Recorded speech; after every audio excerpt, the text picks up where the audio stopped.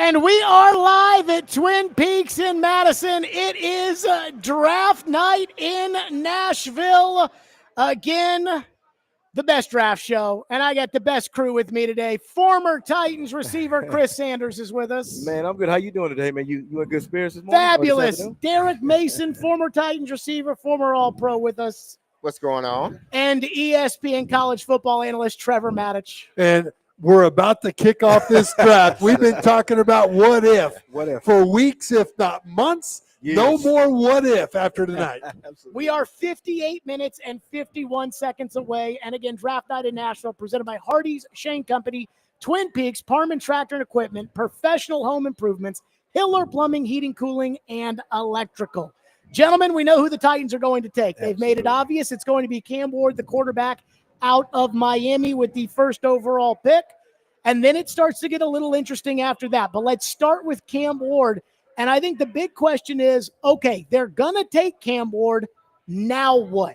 What do they do to set him up for success? Chris Sanders, we start with you. Yeah, I mean, this, in my opinion, I think this is a huge draft pick. And I'm going to tell you why. If you look back, you know, when they drafted some quarterbacks, you got Vince Young in 2006, you got Jake Locker in 2011, you got Marcus Mariota in 2015. You got a situation to where you whiffed on some quarterbacks. You had a situation to where you wanted these guys to be your franchise quarterback. Now you got Cam Ward that's kind of gives you the hope, to kind of give you the situation to where he can come in and give this franchise some hope. I know everybody wants to sit him down and let him develop. I understand they want to do that, but with the guys that they have in this room, like Brandon Allen, Will Levis, Tim Boyle, those guys don't give you that type of hope. So when you got Cam Ward that comes in here that brings some excitement, that can read coverages, that can do the things that you need him to do, it lights a little fire on this organization to maybe get a franchise quarterback.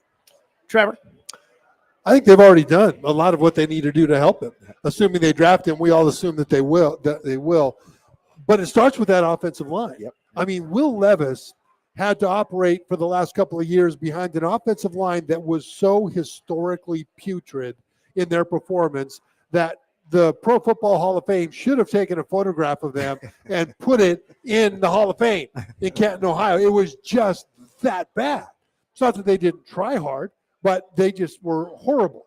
And they brought in a steady, solid left tackle that allowed them to move seventh pick in the draft, J.C. Latham, from left tackle back to right tackle, his natural position. You've got Peter Skoronski, who now has a veteran at left tackle for the first time, a capable veteran next to him, along with Lloyd Cushenberry at center, who's a capable veteran for the first time in Skoronski's NFL career, assuming that Cushenberry gets healthy and he's able to play.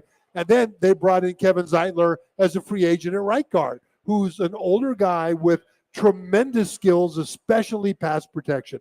You put that together, and we've talked about how if the offensive line over the last 2 years of the Titans had improved from heinous to merely awful, they'd have a chance. Well, all of a sudden now, on paper, this offensive line should be one of the better groups in the NFL. At least it has the opportunity, the potential to grow into that. And that's the first thing they did in free agency, and it's the most important thing should they draft Cam Ward. Derek? I'm with Trevor and what Chris said. It was spot on. You know, they're methodically doing things to try to set this young man up. Now, they've had a bad, offensive line for the last two years, probably possibly even 2.5. And them going out and trying to solidify the offensive line, yes, they did. But what concerns me is this. You've made these moves for these individuals on the offensive line. You go get Zeitlin, All-Pro, Pro Bowler, hasn't missed a game. You go get Moore out of Pittsburgh. He's a stalwart. He doesn't miss games. But here's the problem.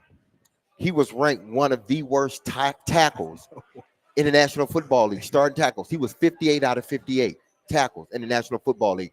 I'm not sure, and Trevor can talk more on this, I'm not sure if it was because of Russell Wilson and his inability to release the football and hold on to it, because we know Russ has been prone to that. Absolutely. Was it that, or was it the coaching there, or is he just that bad, or just had a bad year? I am a little concerned with that, but if it works out, if he's just a good player, now you've moved JC, like Trevor said, to his natural position at right tackle.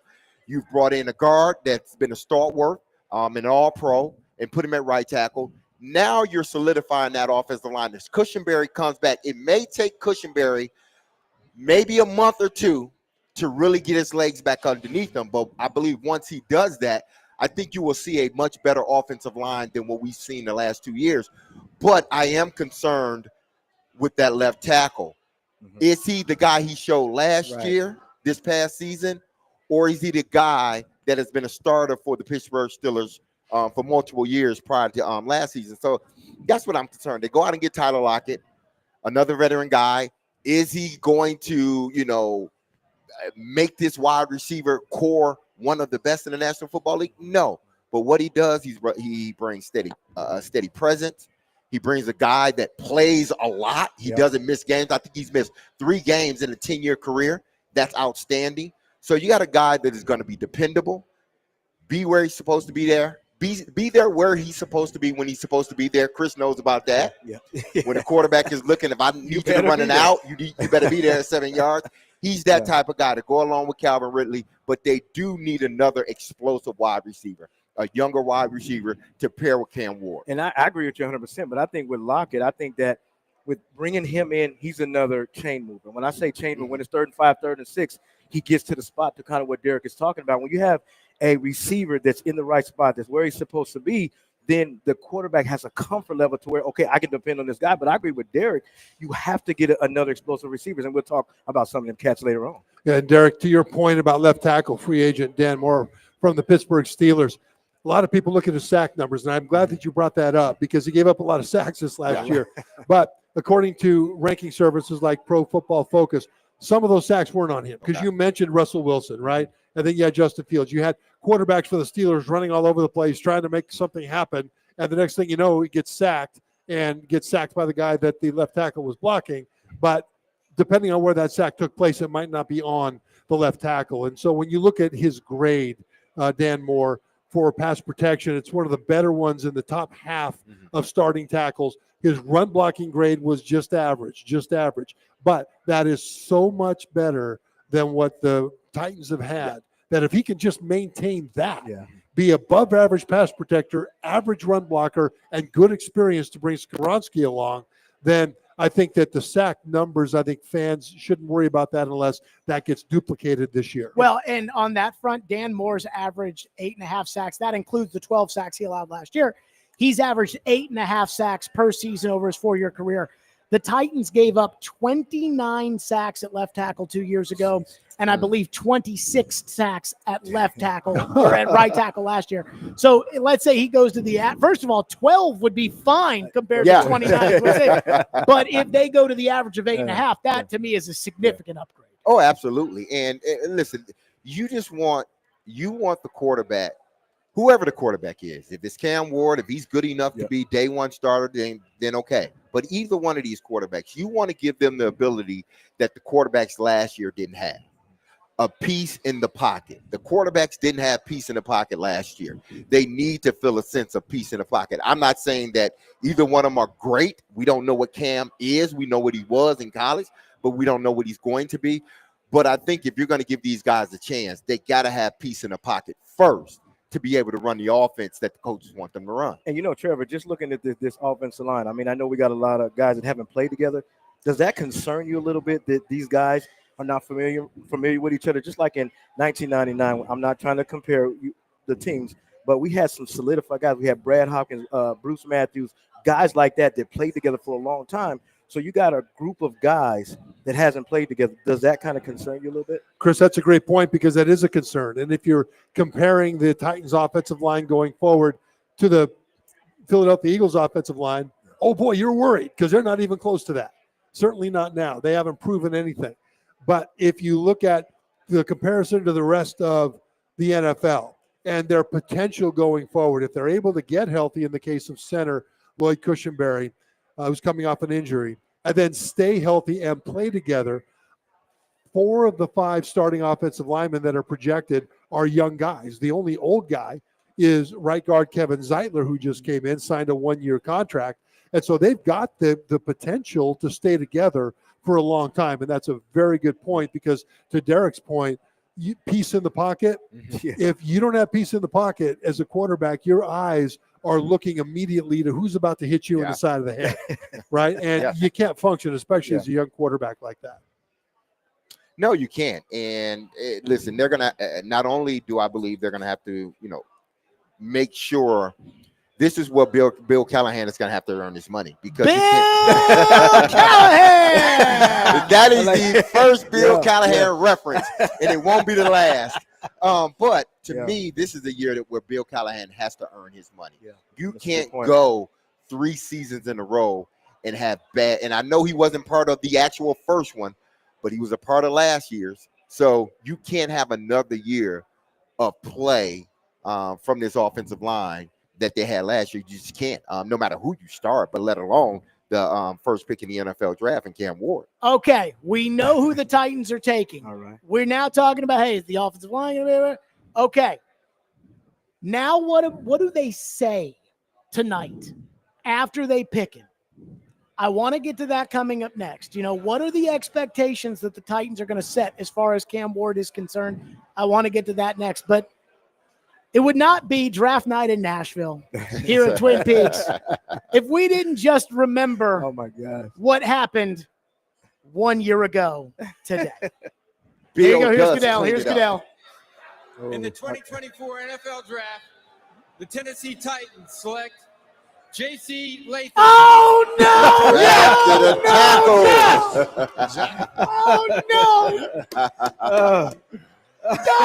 No, God.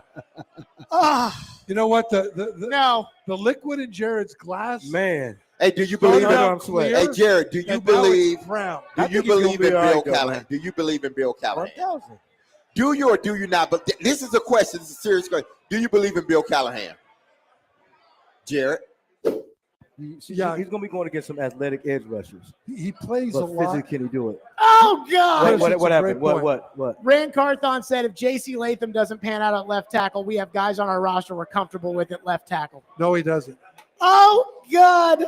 Unless it's Peter Skoronski. Oh, God, I hate this freaking team. The best left tackle they have is their left guard. Their best right tackle is going to be their left tackle. They're all idiots. Oh, my God. Jared?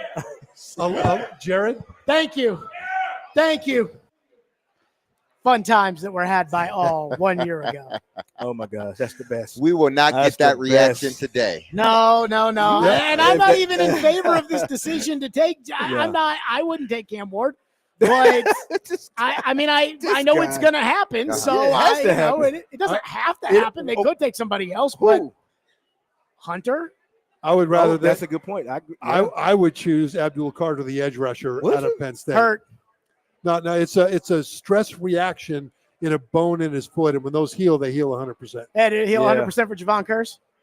He was the freak on his way to Canton. He was broke his 30. foot, same position, not the same player. After Depends on how it's treated. Yeah.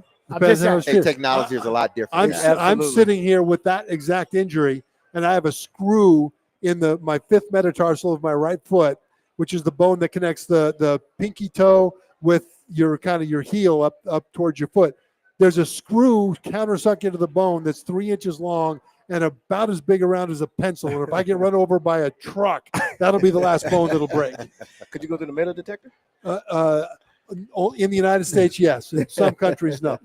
Coming up next, we take a look at what the Titans say and how they say it after they draft Cam Ward. What will they do? We get to that next. We are live at Twin Peaks out here in Madison. Come on out. We still got plenty of room. The draft is 45 minutes away. Draft night in Nashville continues. 102.5 and 106.3 The Game.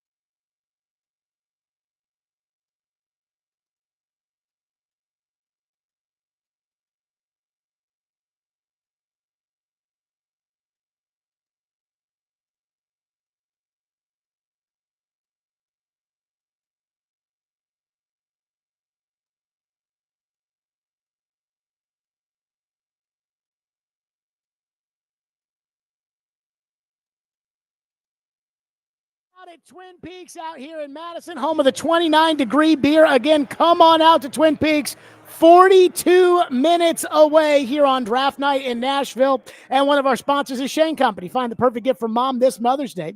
Help your mom shine in style with the perfect gift picked just for her. Shane Company and ShaneCompany.com has your full guide to Mother's Day gifts so you can show mom how much she deserves to shine this Mother's Day. You can't go wrong with jewelry for Mother's Day. Shane Company and ShaneCompany.com, gifts for mom that are made to shine.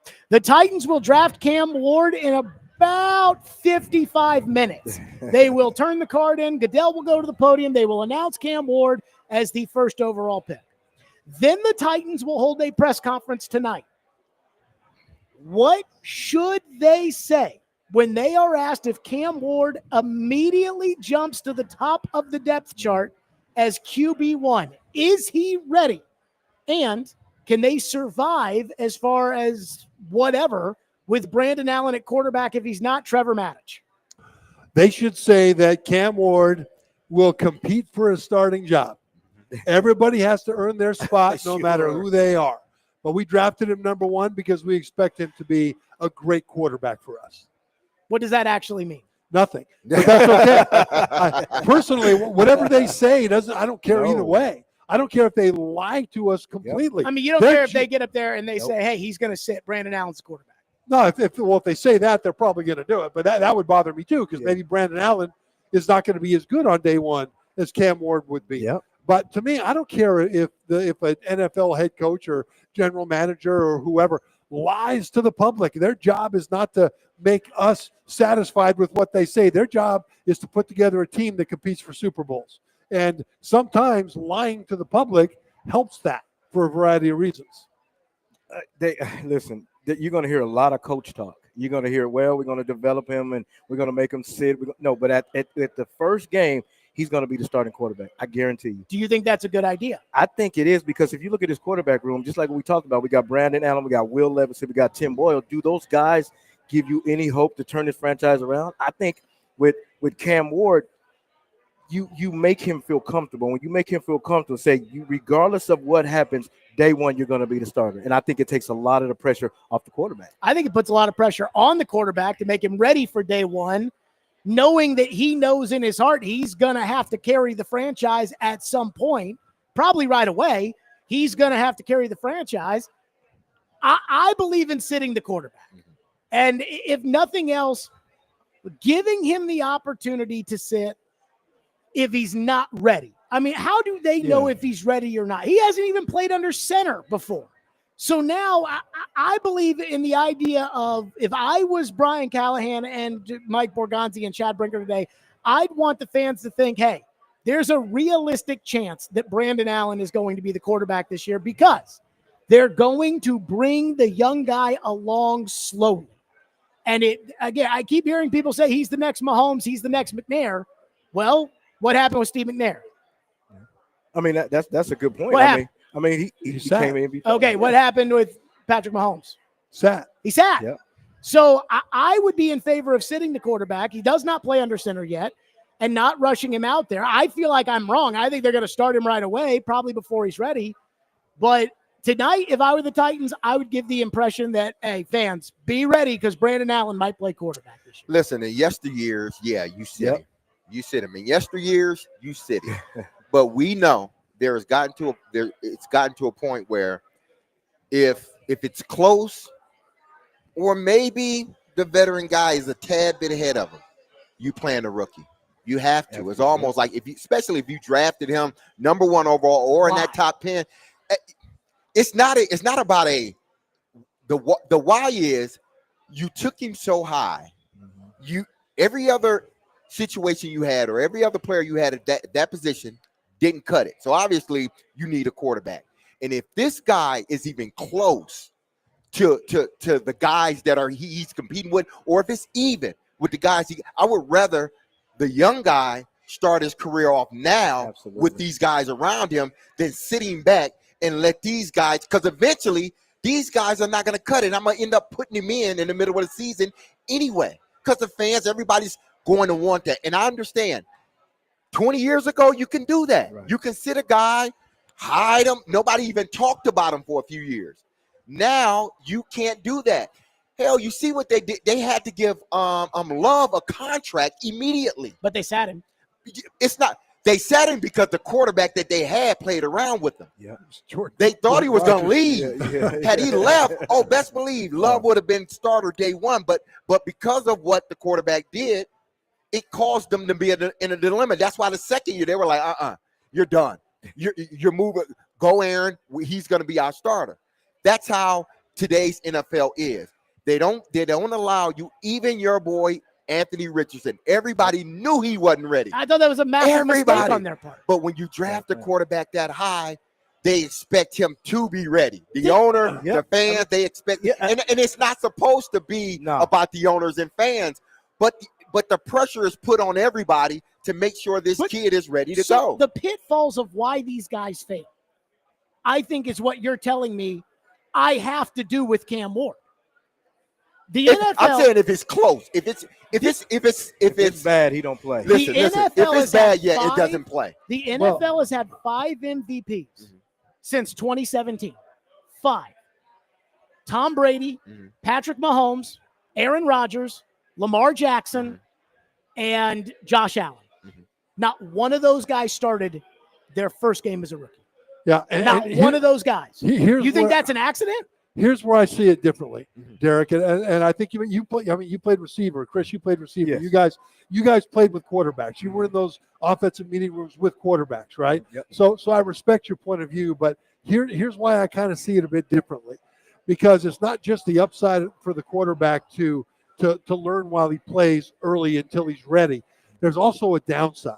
And that downside is if he doesn't know what he's looking at, he's going to learn a lot of really bad habits that's going to make his confidence diminish and is going to have to unlearn those bad habits once he finally knows what he's seeing. You mentioned Anthony Richardson with the Colts, right? So Anthony Richardson drops back to pass. He has no idea what he's looking at. All of a sudden there's a blitz. Here comes the pressure. The coverage he thought was zone, but now it's man, or it's a combination of the two. He's back in the pocket and his eyes go down to the pass rush because he doesn't know where to throw the ball downfield. So he's looking for a place that he can get through the rush and maybe run the ball. So he gets through then he looks up again. He starts looking around. He doesn't quite know what he's looking at. He's looking for one of his guys that's open.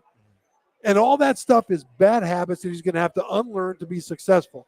As quarterback in the NFL, you have to have your pre-snap read. You have to know what you're looking at the snap. You have to then identify what the disguise was turning into the real coverage, the real pressure package, and you have to then make a decision based on what you see, not just, I hope there's a guy open over to the right. I'm going to look there and see if I see him, because that's a really bad habit that young quarterbacks will develop if they don't know what they're looking at early. So that's one thing I think they need to gauge with Cam Ward. Does he know what he's looking at early, to the point that he won't develop a lot of bad habits he'll have to unlearn later? Well, see, look, the situation with C.J. Stroud and Daniels, do you think, that they're coming up here, you think they're really going to struggle with kind of like what you said? Do you think that, they had early success, they came in and they just tore up the whole NFL? So are we going to see those signs with those guys doing that? Because in the NFL, everybody wants to win quick. So now you have C.J. Stroud coming in quick. You got Daniels that came in and run quick.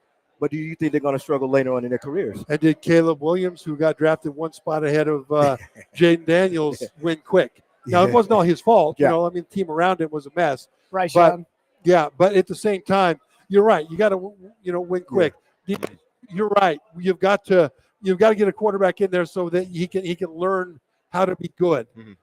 But at the same time, I think that I don't think it's a good idea to put a young quarterback in early unless he has some degree of knowing what he's looking at, or unless he's Troy Aikman, who was 1-15 his first year.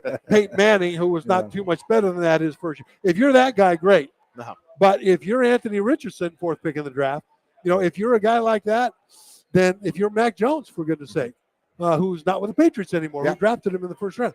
This is what I worry about. So if they come out and just announce that he's going to be the starting quarterback, I hope that they have evaluated his capacity to not just learn stuff, but apply it at a high rate of speed after the snap. Is there any way that they could have done that at this point? No.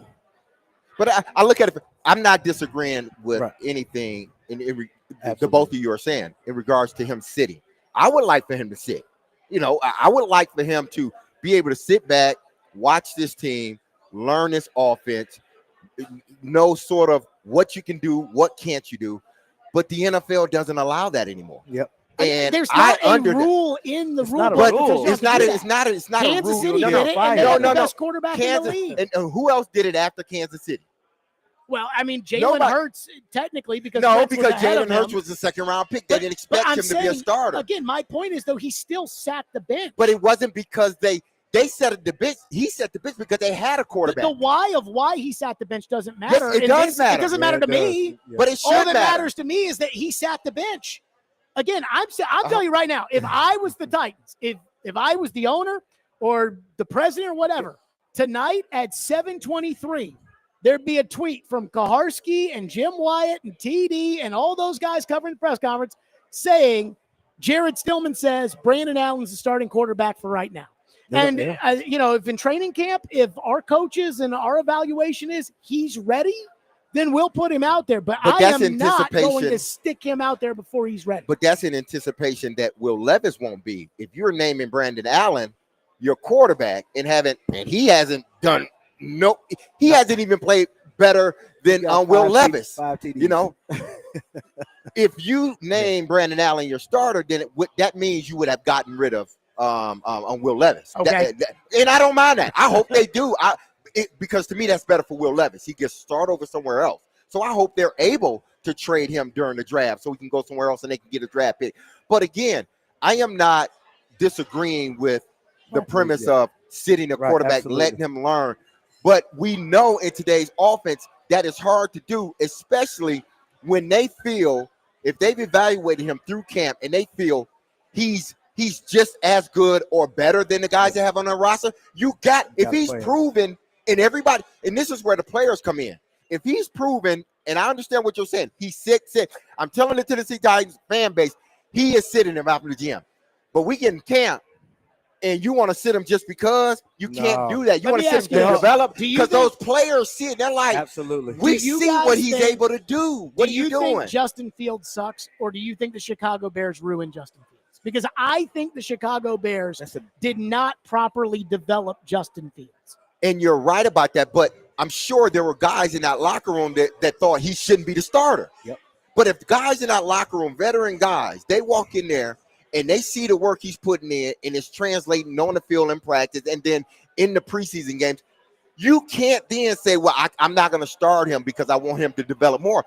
Everybody's looking at you like, no, he's the starter. We trust this guy. That's what they did with Steve McNair.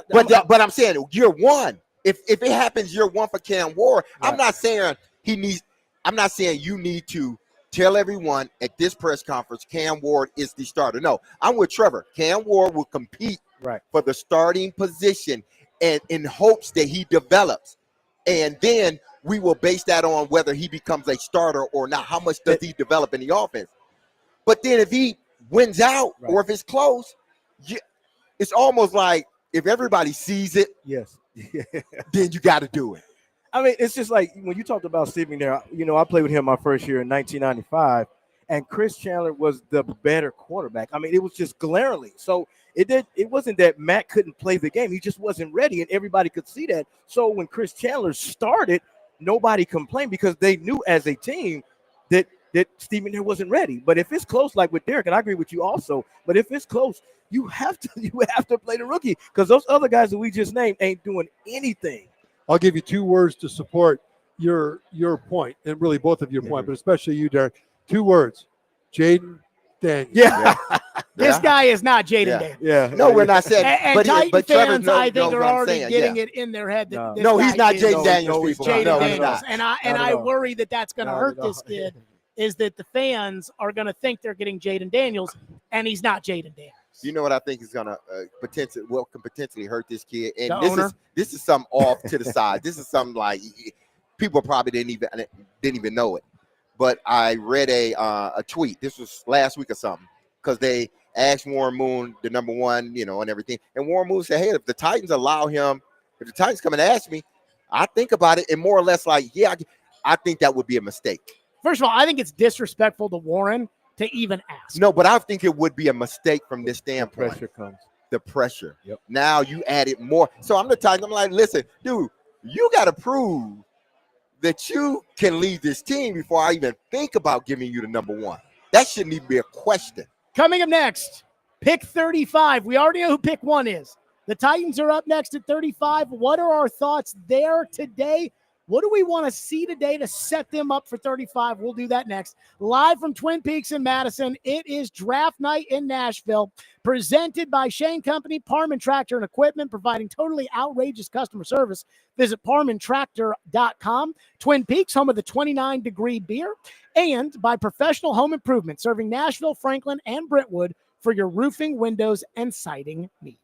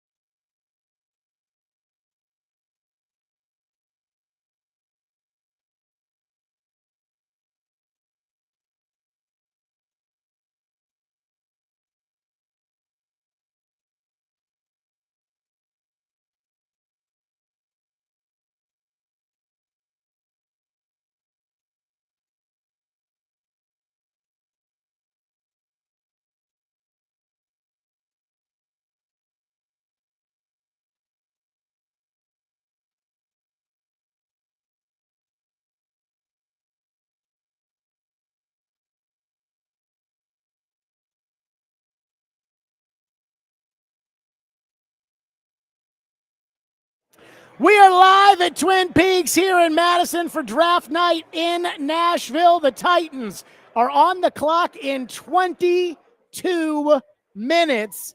So we know they're going to take Cam Ward at number 1. They don't pick again until 35. Derek Mason, we start with you. What are some names you are watching today? We don't know how the rest of the round's going to shake out, that maybe you're hopeful could get to the Titans at 35. For me, it's the receivers. Luther Burden is one. I was listening to you and TD earlier on my drive over here, and you talked about Luther Burden III and why he's dropping. You know, yes, that is sort of a red flag to me, but I think getting him at that 30 spot would be a value, a steal for them. I think because I think he's a first round talent. Honestly, I think he's a top 15 talent. You know, when you're talking about being able to line up inside, outside, returner, he's physical, he's quick, he can run every route in the route tree. So the reason why he's fallen in the draft is some of those reasons that TD spoke on. So guys like him, if he's still around, I would love for the Titans to get him. Noel out of Iowa State. I thought the other kid, Higgins, was good, but then I started watching him. He's better than Higgins. He's a guy that can come in and be immediately explosive in this offense that the Tennessee Titans have. So those are guys that I'm going to be looking at. I think my outlier, I would love for this to happen, is if one of those top two tight ends slip. I know both of them are not slipping out of the first round, but if one of those tight ends slip far enough, you maneuver yourself. I think that would be an excellent weapon. Would GM Derek Mason be trying to call back into the first round? If, let's say, Colston Loveland from Michigan slips on down and is in there in the mid-20s, would GM Derek Mason be calling maybe try 27, 28, try to get back in there? I would see what it would cost to give up. Absolutely. I think those two tight ends at the top of the kid out of Penn State and the kid out of Michigan, Lovelace, I think those are two guys that can come in and be immediate impacts in today's NFL. And it gives Cam Ward a big target inside the hashes. And then a guy like that, you can line up outside as well. So as much as I love a receiver and I would love Burton to continue to slip, getting one of those tight ends I think would be key. Trevor Maddich, your thoughts on 35? You know, I think if Donovan Ezraku, edge rusher out of Boston College, slips to that point, I would be thrilled if the Titans took him.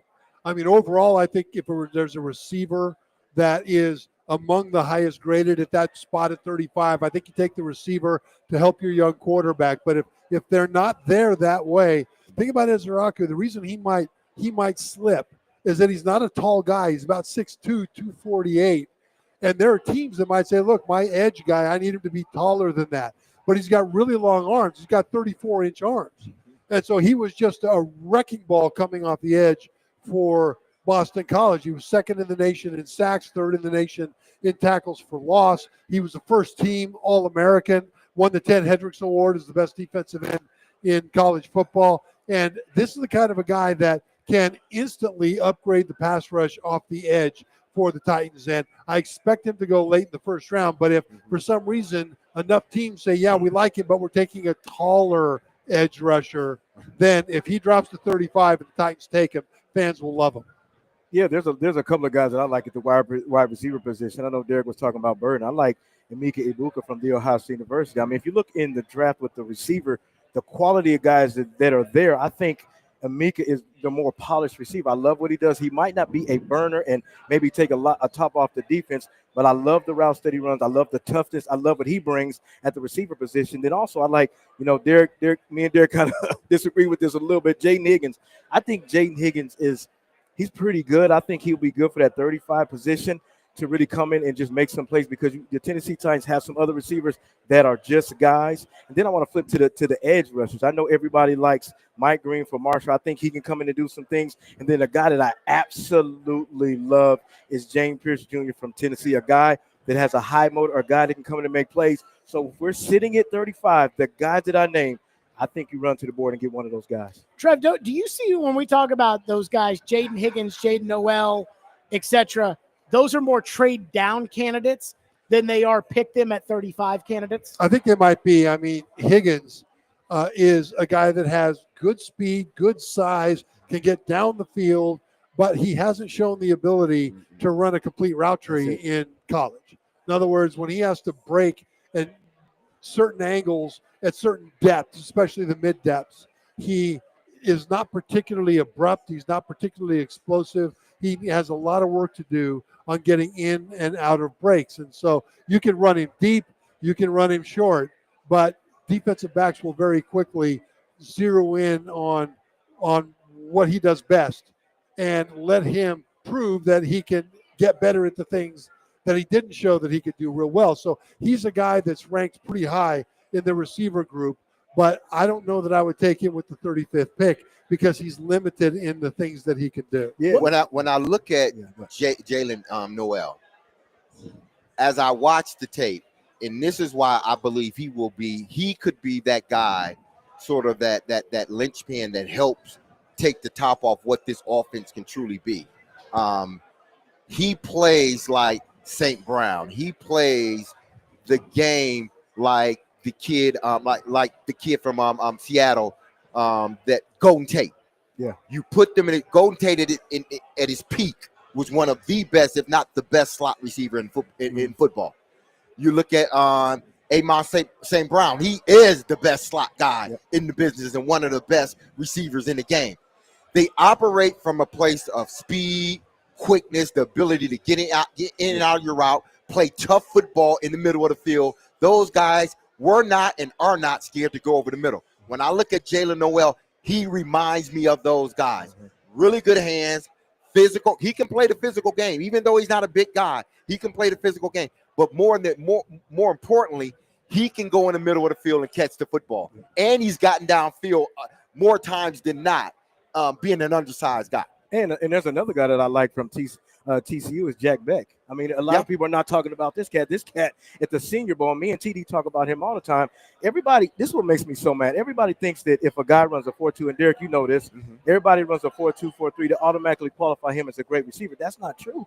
You got to understand how to run routes. You got to understand how to beat at the line of scrimmage. You got to understand what to do at the top of the route. And I think when you have a Jack Beck, a guy that creates separation, that's what you need for a quarterback to throw it in the window. So, you know, I know we get caught up in all the speed and stuff. It's the technique and the stuff that I love about Jack Beck. You know why you got drafted, right? Speed. Because you're 40 times. But then they put a safety over top, and I was done. No, I'm just kidding. I know the guy. I know the guy that drafted speed. you, and he drafted you because of your 40 Yeah, times. I got you. Coming up next, our final thoughts before they ring the bell and open the draft up. We'll do that next, live from Twin Peaks out here in Madison. It is draft night in Nashville, presented by Hardy, Shane Company, Twin Peaks, Parman Tractor and Equipment, Professional Home Improvements, Hiller Plumbing, Heating, Cooling, and Electrical.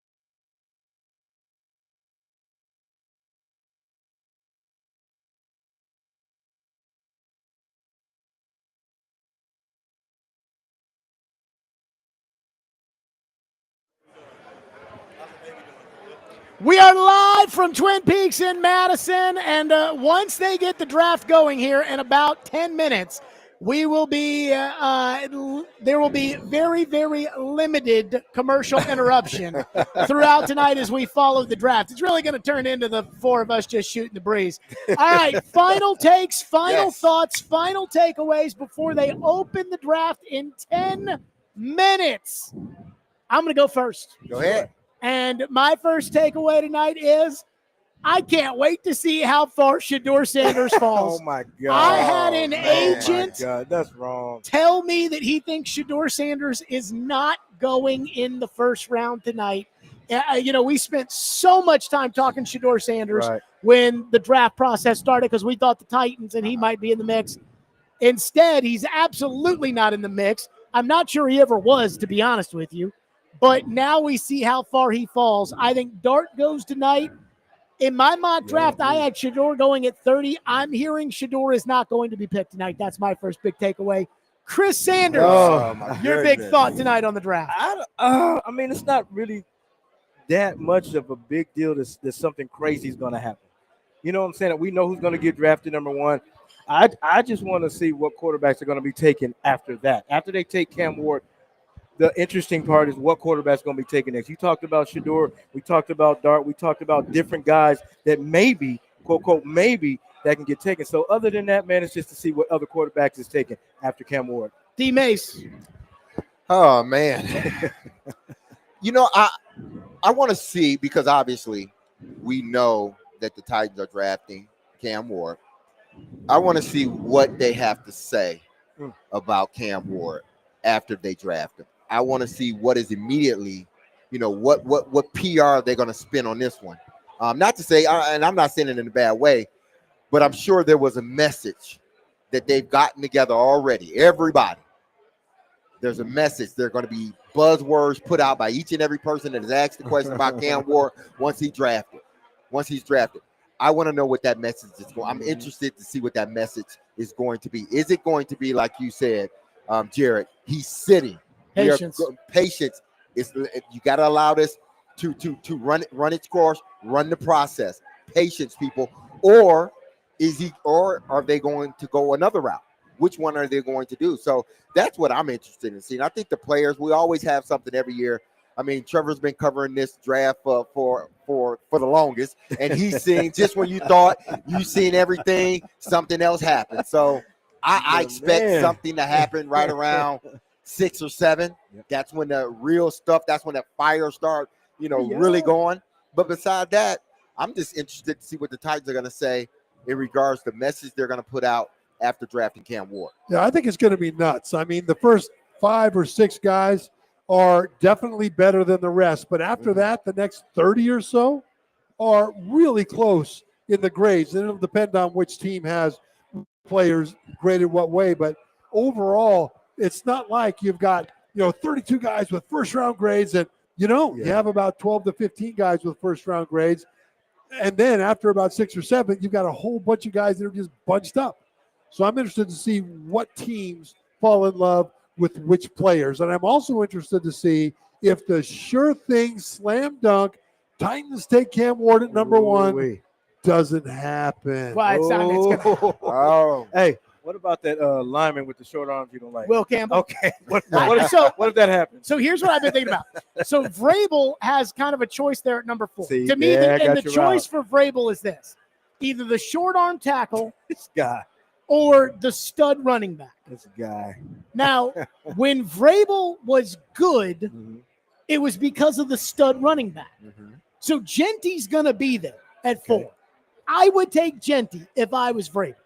And I'd treat him like Derrick Henry and take the pressure off Drake May. He's going to take the short arm tackle. And we saw what happened last time he took the short arm tackle. And I had an absolute meltdown at the other Twin Peaks location. And he's going to do it again. So you think he's going to take Will Campbell? Well, I do. If he does that, there's my mock right there, Derek. If he takes the running back, that's good for the Titans. Well, I mean, the running back's going to go. Well, maybe so. Yeah. Well, I don't know. Maybe. The thing if he doesn't go, I'm taking him at 35. This is a terrific draft for running backs. It's deep. There's a lot of different skill sets, a lot of speed. You take it, Bashal Tootin out of Virginia Tech, guy that very few people have ever heard of, about the same size as Ashton Genty. He's got similar contact balance, similar big playability, but he's faster. He runs like a 4.38, 4 net. It's like 4.32, I think. 40. This is a running back, Bashal Tootin, about the same size as Ashton Genty, the guy everybody expects to go in the top 10. And he probably won't go until the second or third round. And so this is how deep the running back group is. You know, Travion Henderson out of Ohio State likely will be the second running back to go. He's big runner, best receiving running back in the draft. So I'm interested to see also Ashton Genty. If we all assume he's going to go at number 6 to the Raiders most likely, and he might. But if you take any one of the next 4 or 5 running backs, you're still going to get an outstanding running back. You know what this Genty thing reminds me of? And this is going to show my age a little bit. But in 1998, Curtis Enos was the top running back on the board. Wow. And the Bears had the 5th pick. And New England wanted him and had 2 first-rounders. And Jacksonville wanted him and had 2 first-rounders. And the Bears demanded, if you want to get to us, you got to give up both first-rounders. The Rams were 1 pick behind. They wanted Curtis Enos. They wanted to flip spots. And they said it's going to be a big package. Curtis Enos went to the Bears. The Rams the next year traded for Marshall Faulk. Mm-hmm. The Jags, instead of giving up the 2 first-rounders to go get Curtis Enos, took Fred Taylor. Who was the worst running back of the group that I just mentioned? It kind of worked out. So when you talk about these other backs that are going to be in this draft, there is a part of me that's like, you know, what if Quinshawn Judkins ends up as a better pro than Ashton Genty? That said, if Ashton Genty is available with the 35th pick, I'm turning the card in and I'm drafting Ashton Genty. But didn't Curtis Enos get hurt? Didn't he blow out his knee his second year? Yeah, I think his first year was pretty good. He blew out his knee his second year, was never the same running back after that. But you're right. I mean, listen, the running back position, I think after watching the New York Giants and what they did with Saquon Barkley, and then watching Saquon Barkley single-handedly win the Super Bowl, or at least get them to the Super Bowl, and they ultimately won, they're looking at the production and how much people sort of devalue the position. But when you got one, you got one. Yeah. All right. Coming up next, Roger Goodell will open up the draft. The Titans will be on the clock. Draft night in Nashville, 102.5 The Game.